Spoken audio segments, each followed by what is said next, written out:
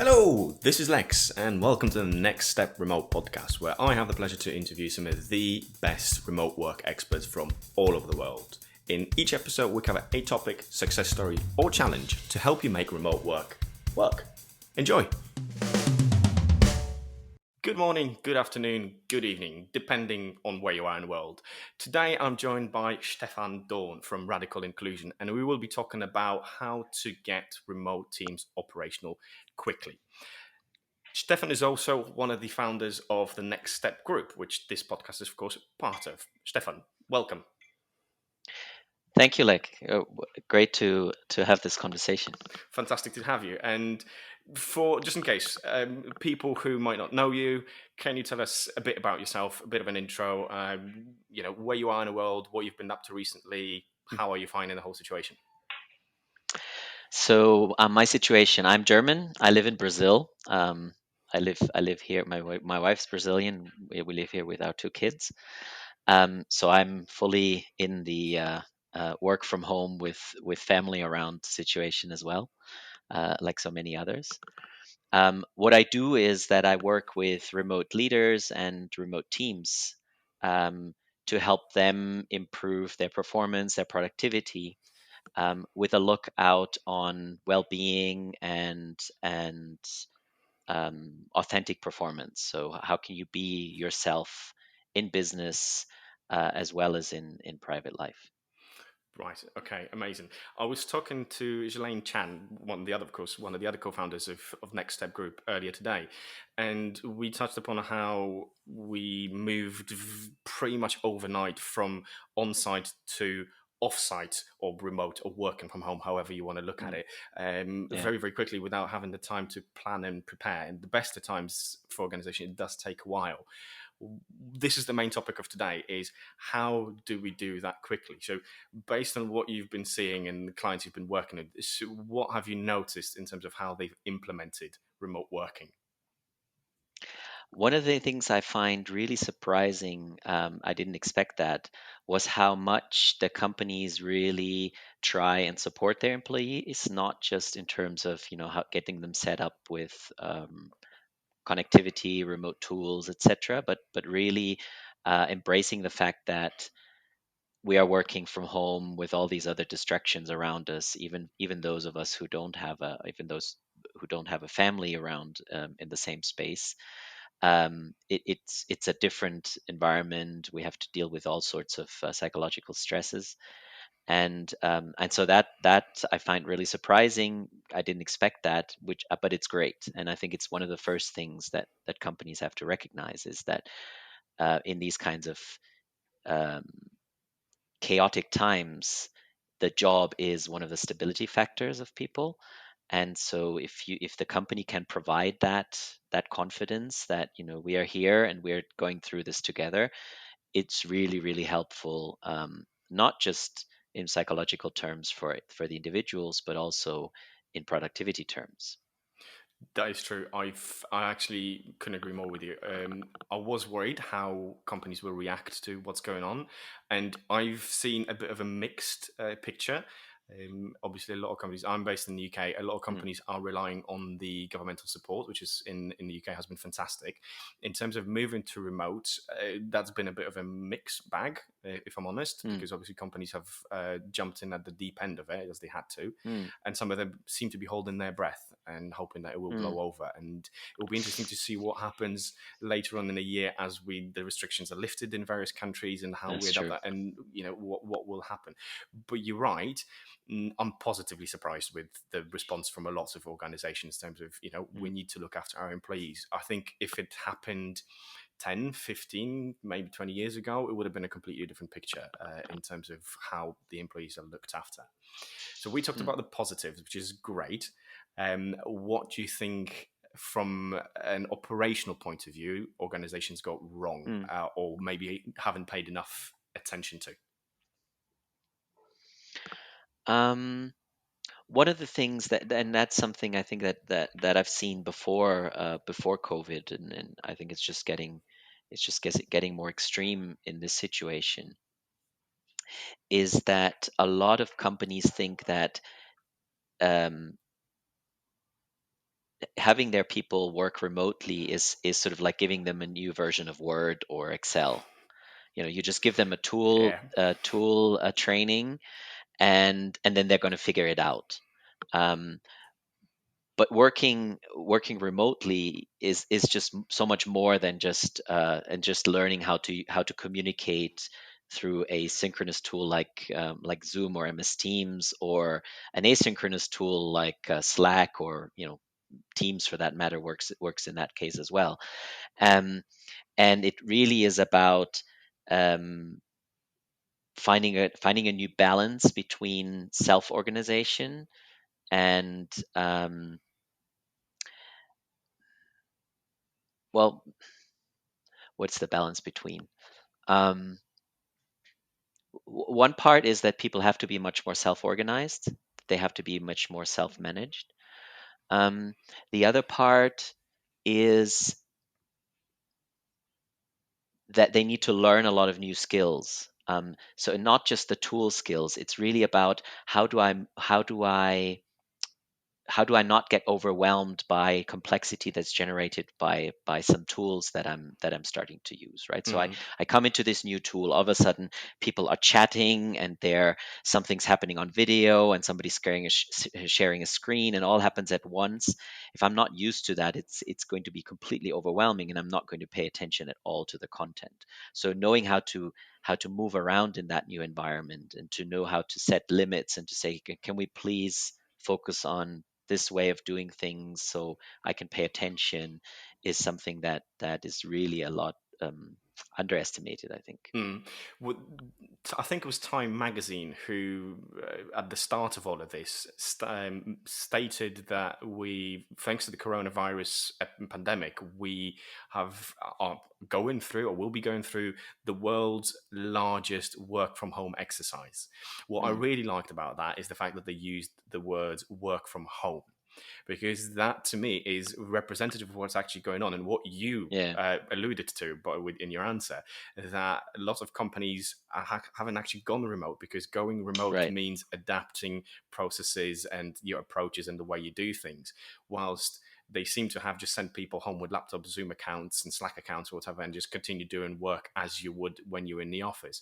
Mm, Nothing about the asynchronous types of work, and none of that. And I think that's the kind of key difference that we've got here. That mm, to be remote, it's not just not being in the office. There's much more to it, and you're spot on mm, that it requires. So I often get asked about, what tools do you recommend? And I go, well, what have you got? Because I'm pretty certain what you've exactly. got at the moment is sufficient. So it's not about the tools; it's about how you use it. It's the processes, the culture within the organization. Yeah, yeah, That is kind of key, isn't it? exactly. Yeah. And it's also a matter of, you are, especially for those who were very much in one space, like there, I mean, most companies already, somewhat, the bigger companies at least, are somewhat distributed already. So the marketing team might already work with somebody in, the head may sit somewhere in Europe, and they might already work with somebody in the US, and they have some people in Asia as well. um, but for companies where this is still much more centralized, the loss of having this common space is Hmm. also something that is really destabilizing for a lot of people. Yeah. So all of a sudden, I don't have everybody around me anymore. So getting them into a space, even if it's a chat room, where they can all be together again, is something that I find gives a lot of relief to Yeah. people. Do you think in those situations there has to be a sort of a community manager? Because I've noticed that a lot of people who move from face-to-face communication to online communication, they're quieter, they don't engage as much. So do you think, whose responsibility is that? The leader, the manager, or is it just kind of relying, just making sure that everybody's included? How Mm. would you say that can be done? You could probably devolve or delegate that role to one of the team members, and if there's somebody who's really apt at playing such a role. But I do think it's a role of the team leader to connect with people, to make sure that everybody's on board, to know what's going on in people's lives. And I think that's one of the big differences, right, between between co-located work and online or remote work is that it's so much easier to focus on the tasks, and it's so much less natural to focus on relationship. Um, in the co-located world, that sort of happens as we move along in our physical world. We bump into people in the corridor, we see them just 5 minutes before a meeting, we have lunch together. So there is social interaction, there is interaction about, we have a shared context, like the weather is the same for all of us if we're in the same location.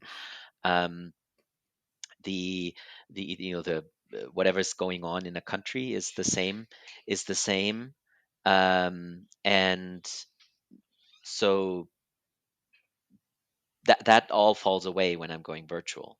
And so I have to make a really conscious, explicit effort to know, how are people doing, what's their local context, their local reality, um, what do they need, Hmm. how are they doing. I think first of all in these Yeah. kinds of crisis situations. Yeah. Yeah, I think So. it's also important to kind of what situation the organization was before they've gone Mm, remote, because if it's a tightly knit team with positive culture that cooperates and trusts each other and communicates well, mm, moving to remote will change the way they work, but they will maintain the same values.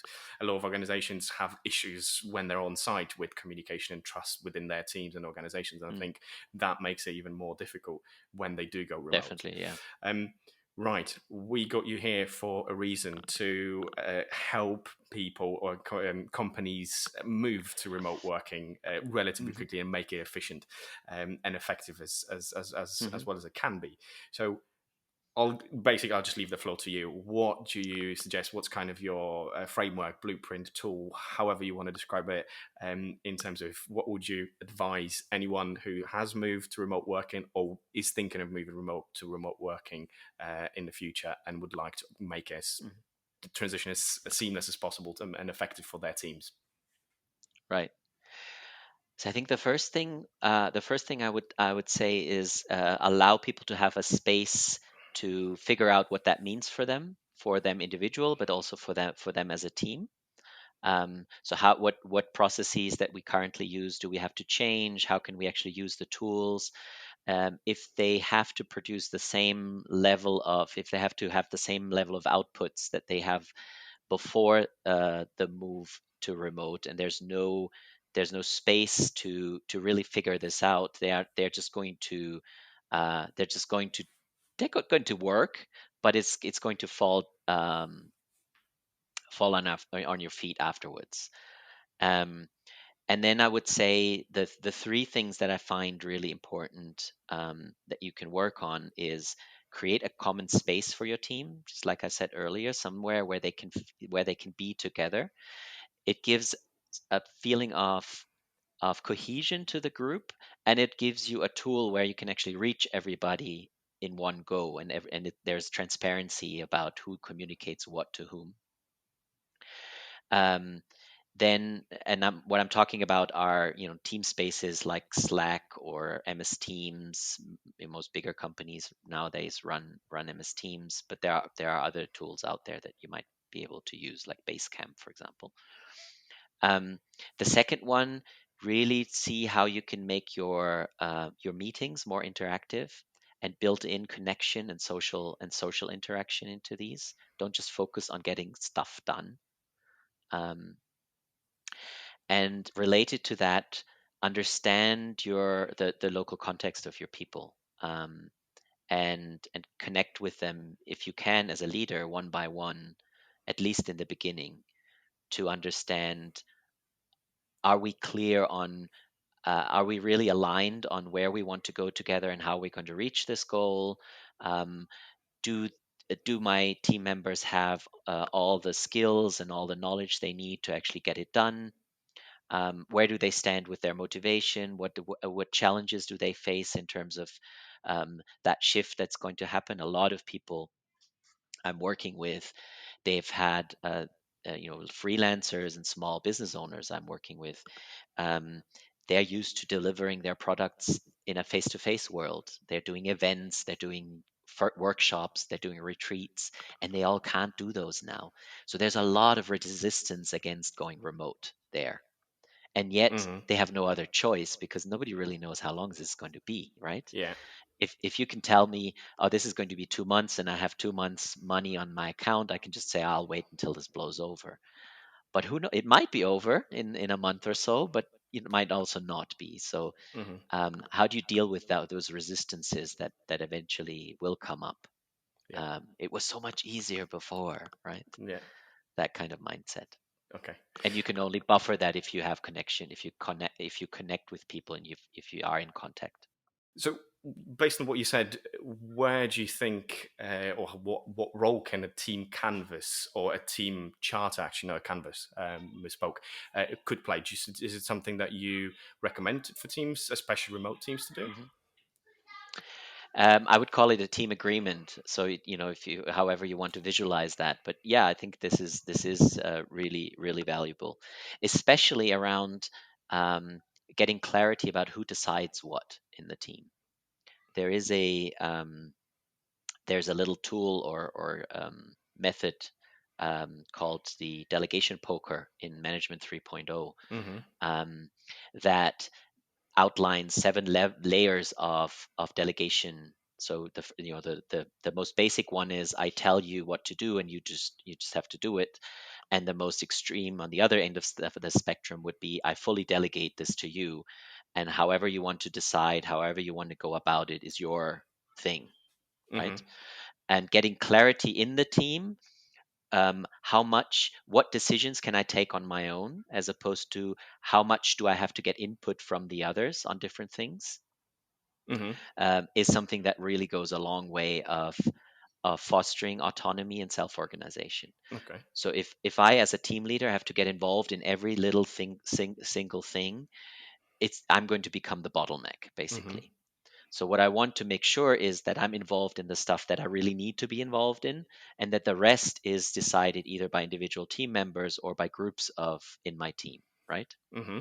And tools like that are really valuable for that, and it can become part of a team agreement, um, of this is how we deal with um, our vacation schedule. This is how we deal with what information goes where. This is how we deal with punctuality or whatever. Hmm. Does that Um, tool include decision making based on the kind of the employee? So you tailor the management style based on the employee, because there's a matrix I use that you kind of grade your people based on the level of enthusiasm and skill that they've got, and depending on which quadrant they land in, they require less supervision, if you will. Do you tend to utilize that in the matrix that you've mentioned? Not really. It's really an open discussion around, so making sure that everybody knows the seven layers of this delegation poker, and then you see to what extent you can agree as a group. Okay, in this case, we want everybody to be consulted, and we want to see if we can find a consensus because it's such a fundamental thing that everybody has to participate. This kind of decision, it really doesn't matter who does it so long as somebody does it. So we fully delegate this to whoever is in charge of that particular area. Hmm. Um, and then there are other things that, where it might be, okay, this is something that the boss has to decide on his own and we just have to implement it. Like if it's an example could be some directive coming from the top, and me as the team leader, I'm basically only communicating a decision that's already been taken higher up. Um, where there's no way of there's no discussion about do we want to do it or can we do it differently. It's just how it is.